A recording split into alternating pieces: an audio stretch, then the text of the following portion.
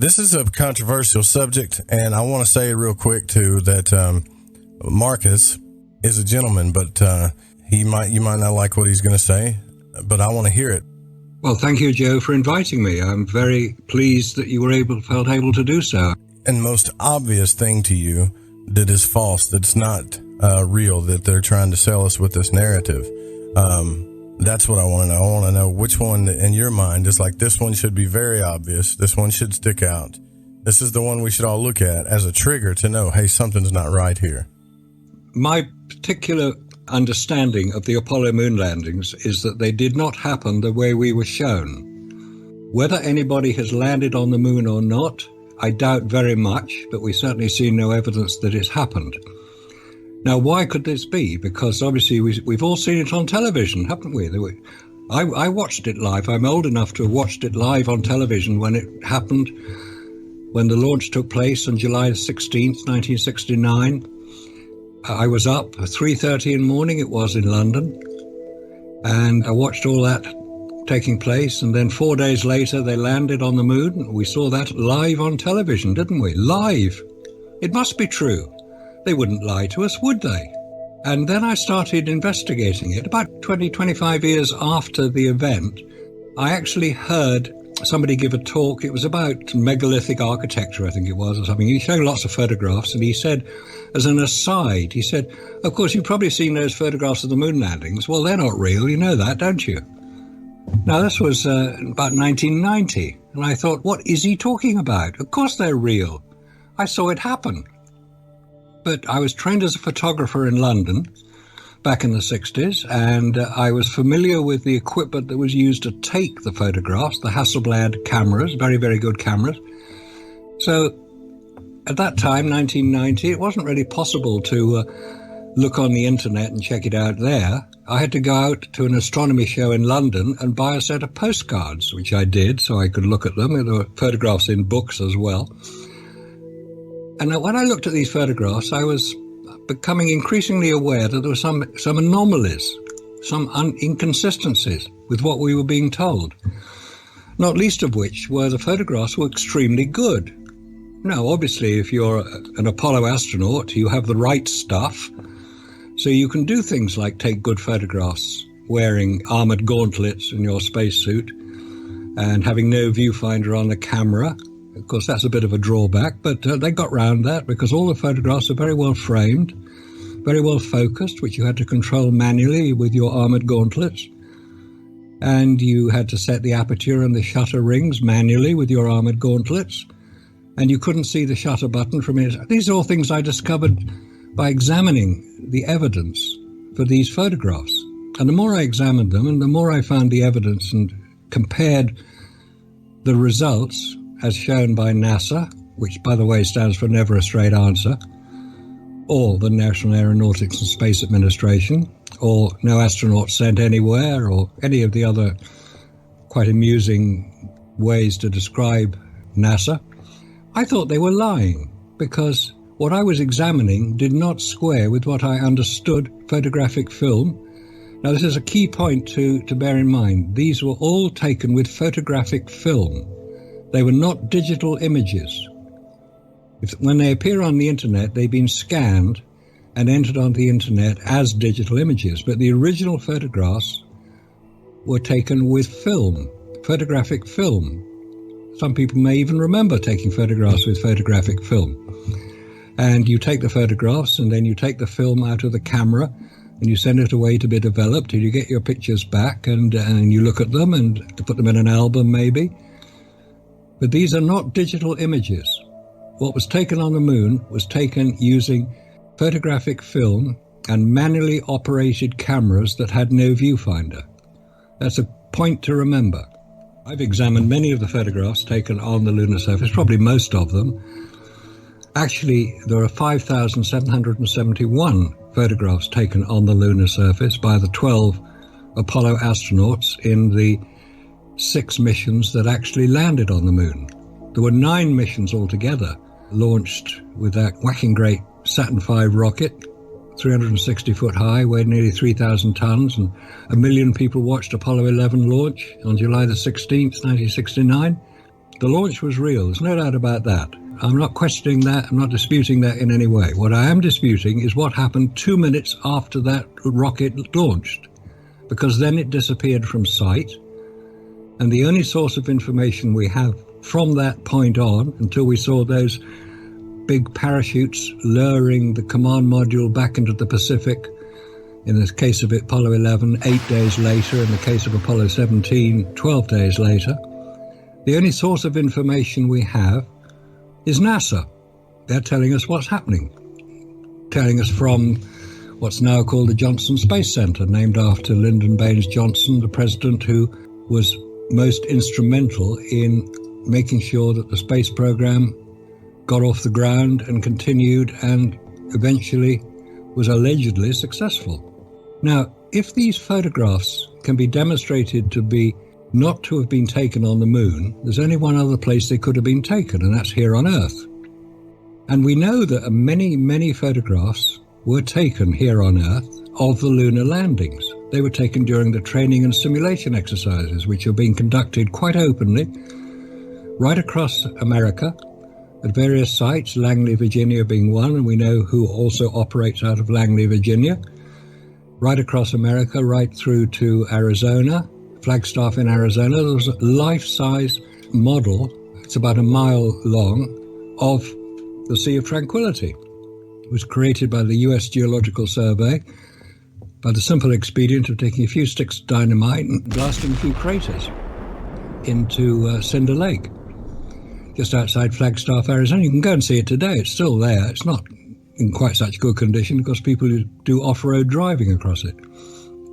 And then right across into Seattle at Boeing, where they made the lunar rover, down to Lockheed in California, across to Connecticut, where the spacesuits were being made. So this was all happening right across America. There's nothing secret about any of it. And before anybody phones in and says, oh, you can't keep 400,000 people, they can't keep a secret, let's just address that one right from the start. Yes, 400,000 people were involved in the Apollo program at the height of it in 1966. 400,000 people were the numbers who were working for the various contractors who were employed by NASA to manufacture their rockets, their landers, their control centers, their spacesuits, all the various pieces of equipment that would be required to land a man on the moon. There's no dispute about that. Now, these 400,000 people also would include people like drivers and secretaries and security guards and cafeteria staff.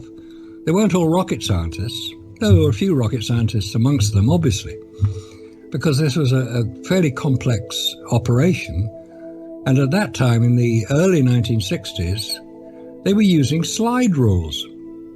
They weren't using computers. They weren't using computer-aided design.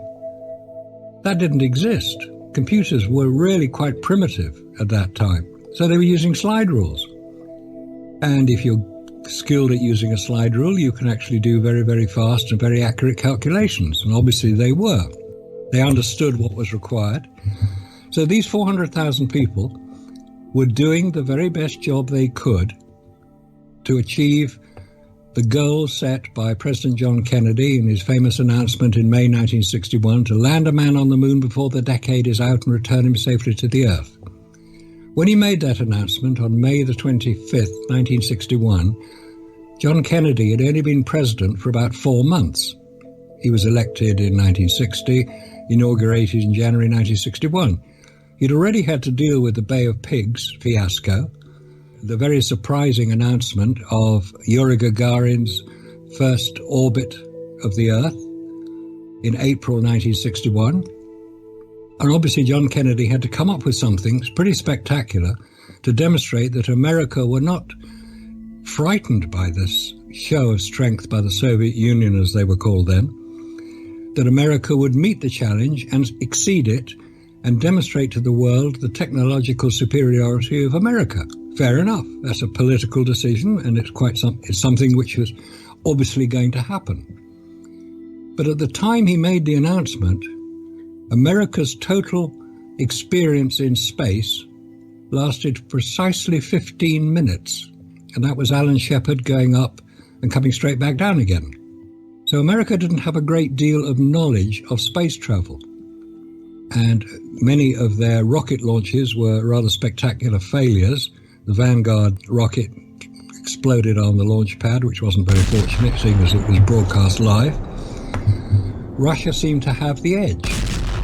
So John Kennedy's announcement, using the expertise of his vice president, Lyndon Johnson at the time, was to get America up into space, demonstrably able to show the world how good America was. That's a perfectly legitimate and quite sensible suggestion, which is what he did.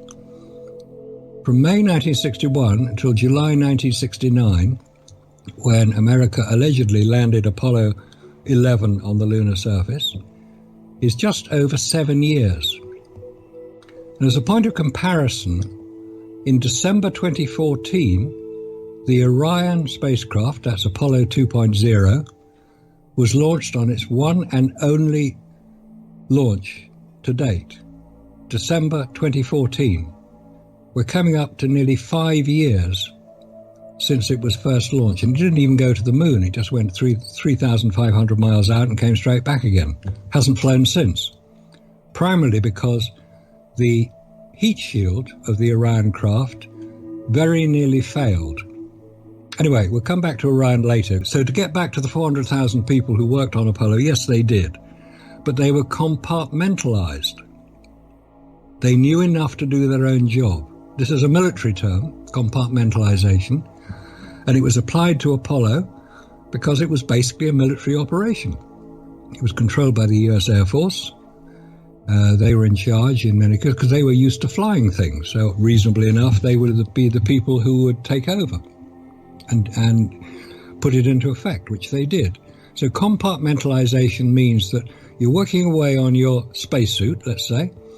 You have no need to know what's happening 2,000 miles 2,000 miles west in Seattle, where Boeing are building the first and second stages of the Saturn V rocket. And the guys at Boeing have absolutely no need to know what's happening down in California, where Lockheed are building the landers and the command modules. They have no need to know about that. It's not part of their job. So they're getting on with what they're doing. They don't need to know any more than their job requires them. So 400,000 people worked for Apollo. They were not aware of anything other than what they were doing. They only saw what happened the same way everybody else saw on television. When the rockets took off and we all watched the live broadcast from the moon. Oh, come on, live broadcast from the moon in 1969? Get a grip. That does not happen. It cannot happen. Any broadcast company can tell you the power required to broadcast a TV signal. It's about 30,000 kilowatts, and it will carry about 50 or 60 miles at most.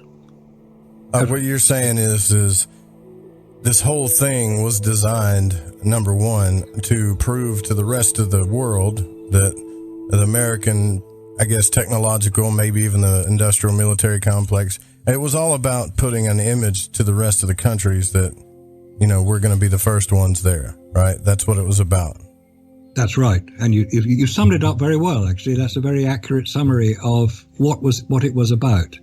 That may not have been the original decision.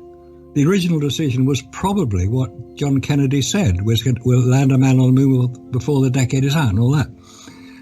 Once they started trying to work out how to do it, they found it was actually a great deal harder than they had thought because of one particular problem that has yet to be overcome, and that's radiation.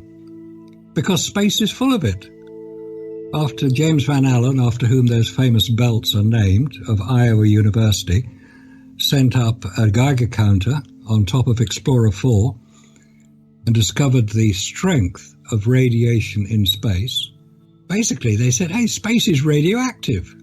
Now, at that time, obviously, radioactivity was a topic of conversation. People were familiar with the Hiroshima and Nagasaki bombs which had gone off and the damage they had done and the effects they had had, and all the tests that were being carried out in Nevada, the downwinders, remember those? People who were deliberately exposed to radiation without their knowledge. President Clinton eventually agreed that it had happened and apologized for it, but by that time a lot of people had died. So we knew that radiation was a problem. So that had to be overcome. Has it been overcome? No. A few years ago, one of the deputy assistant directors of NASA said, radiation is one of the two major problems of human space travel. We cannot allow astronauts to be exposed to the levels of radiation we know exist in space. It is too much for them to handle. So if that's been discovered now, how come 24 astronauts managed to go on the Apollo craft all the way to the moon and back? It doesn't make any sense. But the point is that from where the camera was mounted on the chest of the astronaut and his head was inside the helmet of the spacesuit, because you can't wear half a spacesuit, you've got to wear the whole thing, helmet, gloves, boots, the lot. Otherwise you'll explode.